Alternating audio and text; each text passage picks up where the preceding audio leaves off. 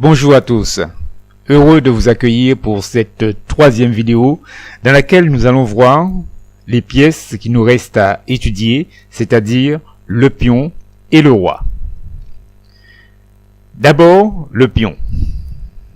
Le pion avance droit devant, case par case, et ne recule jamais.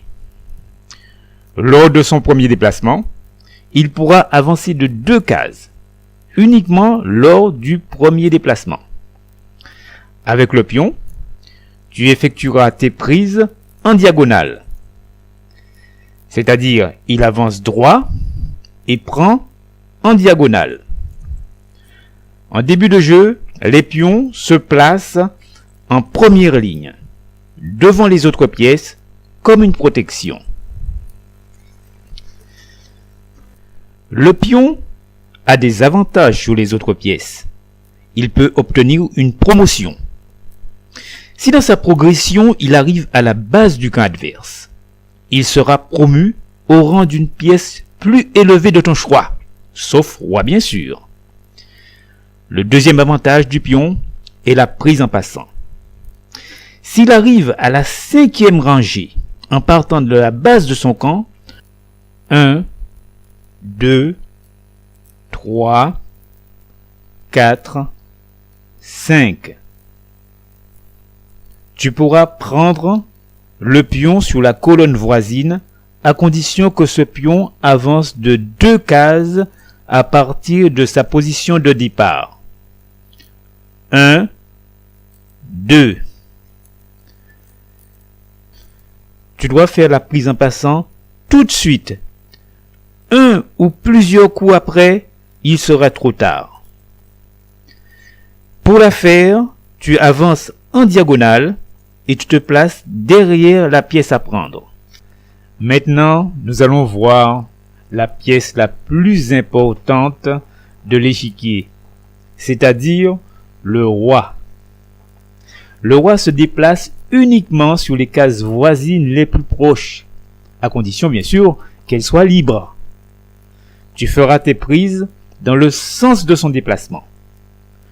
Le roi se place sur l'une des cases du milieu à côté de la dame.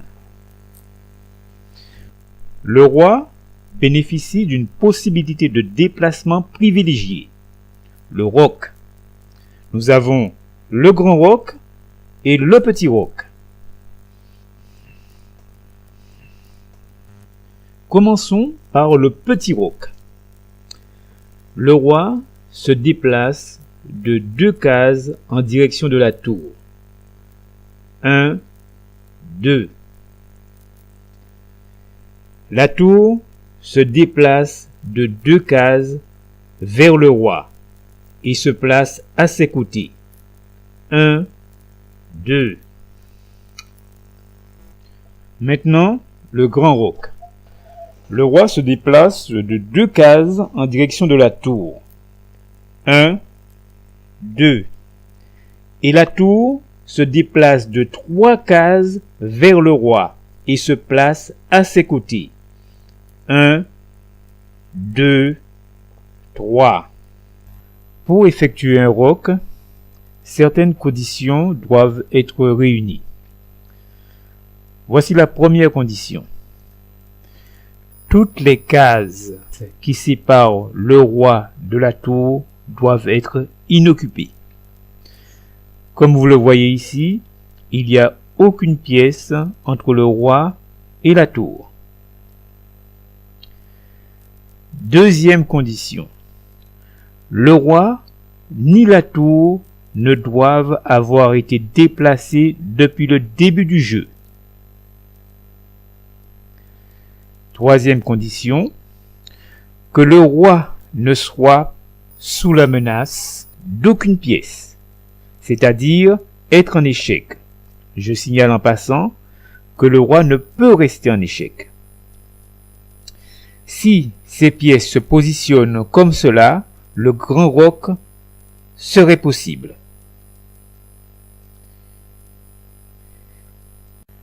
La dernière condition est qu'il n'y ait aucune menace sur les cases traversées par le roi.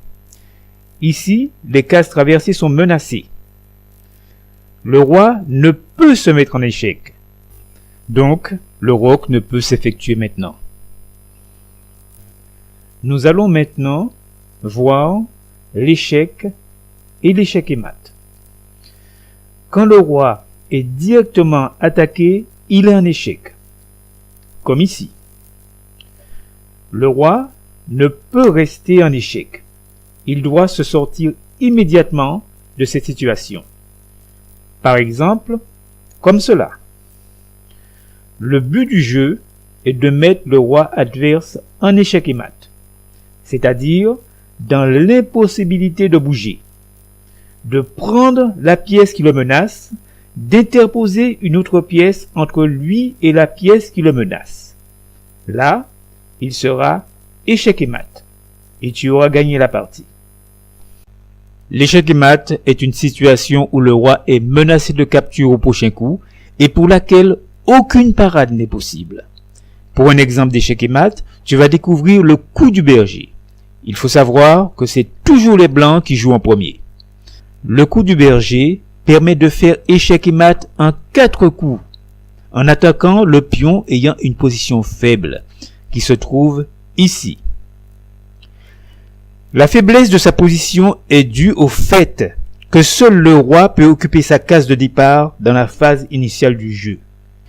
En cas de prise de ce pion, aucune autre pièce ne pourrait prendre sa place sur l'échiquier. Maintenant, tu vas réaliser le coup du berger et faire échec et mat en 4 coups avec les blancs. Pour le premier coup, tu avances le pion blanc devant le roi de 2 cases. Je te rappelle, au premier déplacement, le pion peut avancer de 2 cases. Le pion noir, devant le roi, avance aussi de 2 cases. Pour le deuxième coup,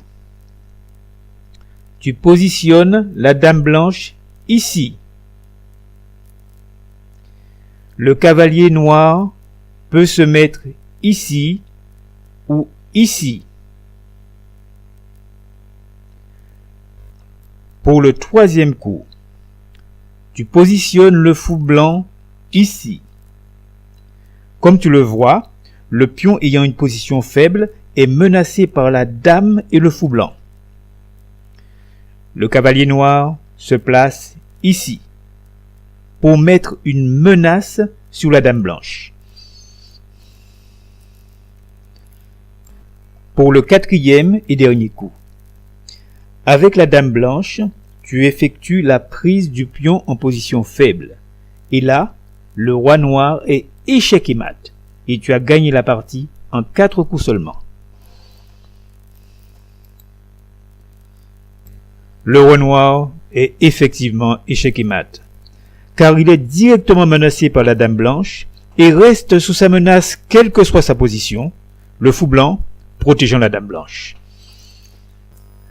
Avec cette vidéo, tu disposes de toutes les bases nécessaires pour commencer à jouer aux échecs. En tant que cavalier, ça a été un plaisir pour moi de te présenter ce jeu. Tu souhaites voir d'autres vidéos? N'hésite pas à me le faire savoir en t'abonnant à Karoujeux. À bientôt pour d'autres vidéos.